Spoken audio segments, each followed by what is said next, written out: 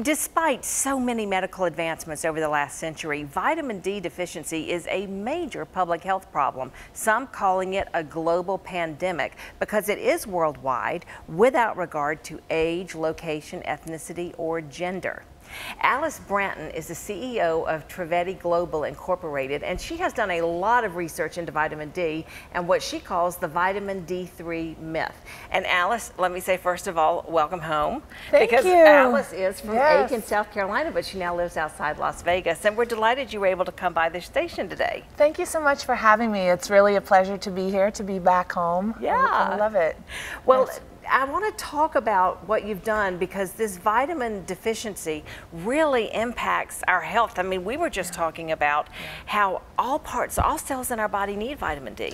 It is. It's really true. Some of the myths of vitamin D are people feel like, oh, it's just for kids, it's for strong bones, but it's not. It's so powerful. We know today that vitamin D is kind of like the electricity that powers your home. You need enough voltage of electricity coming into your home so you can run your lights and your machines and everything you need to do.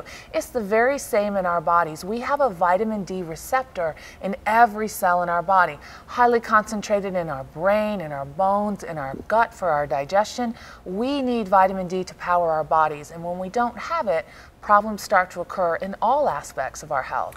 I have never heard vitamin D referred to like that before, as that kind of a power source for our body. That's a really good visual. Without vitamin D, I mean, there are studies that correlate cancer and arthritis and fibromyalgia and so many other things.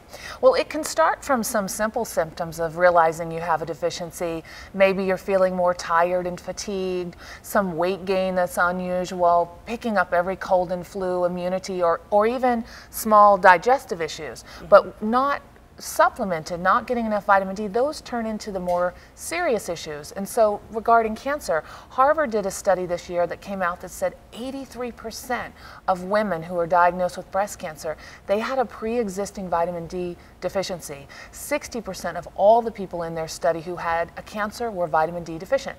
That's in the cancer realm. There's even some studies now talking about using vitamin D for tumor suppression. That's very new, sort of novel therapy coming, but it's coming out, that information's coming out. But autoimmune disorders, cardiac problems, women at Harvard, they did a study and said 60% of the women with a cardiac issue, which is one of the top issues we have in this country, they had a vitamin D deficiency. So we're learning now it is the master vitamin. It is the key to making all the other vitamins work, and it's so vital. We have to have it as adults and our children when they're growing for cognitive function. I want to show you the cover of Alice's book right now. It is the Vitamin D Myth, Revolutionizing Your Health. And talk about for a minute how people can get this right now, Alice. Well, it's such important information, and the more I research it, the more I want to get this out into the world. So what I want them to do is, if they would like a copy of the book, we're happy to give everybody in your audience a free copy, e-copy when the book comes out. All they need to do is go to my website, to alicebranton.com, which we can put up. They can get a free copy of the book. Great. Okay. Well, it sounds like it can really revolutionize our lives. And I just appreciate you taking the time to be here, and I hope that all of you will pay attention to vitamin D. And one more time before we go, let's put up the picture of the book. This is what you're going to look for at alicebranton.com. You can download it, and coming down the pike, you are going to have some supplements that people will be able to get that are still in development right now. We will. Most of the supplements that are on the market are not as bioavailable. They're 0 to 3%.